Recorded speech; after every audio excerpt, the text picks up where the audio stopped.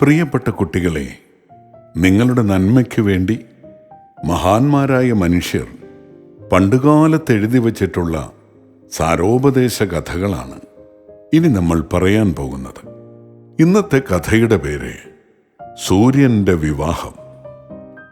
March മാസത്തിലെ ഒരു കടുത്ത വേനലിൽ ഉരുകി നിൽക്കുന്നൊരു ദിവസം. എങ്കിലും അന്ന് കാട്ടിൽ വലിയ ആഘോഷമായിരുന്നു. സൂര്യൻ്റെ വിവാഹമാണെന്ന്. ചെറിയ കാര്യം വല്ലതുമാണോ? പല ഭാഗത്തും ആഘോഷങ്ങൾ നടക്കുന്നു.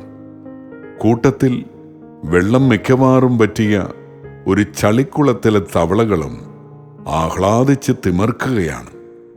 എന്നാൽ ഒരു കിഴവൻ തവള മാത്രം അതിലൊന്നും പങ്കുകൊണ്ടില്ല. അല്പം കഴിഞ്ഞ് ആ കിഴവൻ തവളയുടെ ക്ഷമയെല്ലാം നശിച്ചു.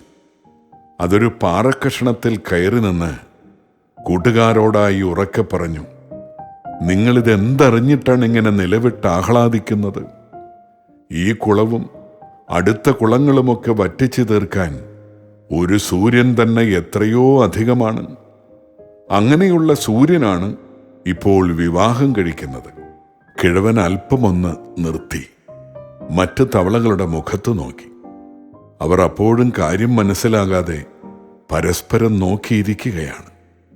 കിഴവൻ തവള തുടർന്നു, അടുത്ത വർഷം മറ്റൊരു കുട്ടി സൂര്യൻ കൂടി ഉണ്ടാകുമെന്ന വിചാരം നിങ്ങളിൽ ആർക്കെങ്കിലും ഉണ്ടായോ? സൂര്യനും കുട്ടി സൂര്യനും കൂടി വന്നാൽ നമ്മുടെ ഗതി എന്തായിരിക്കുമെന്ന് വിഡ്ഢികളായ നിങ്ങളിൽ വല്ലവരും ഓർക്കുകയുണ്ടായോ? കഥ കേട്ടില്ലേ കൂട്ടുകാരെ? എന്താണ് ഈ കഥയുടെ സന്ദേശം? അടുത്തു വരുന്ന ആപത്തിനെ കാണാതെ ബുദ്ധിയില്ലാത്തവർ ആഹ്ലാദിക്കുന്നു.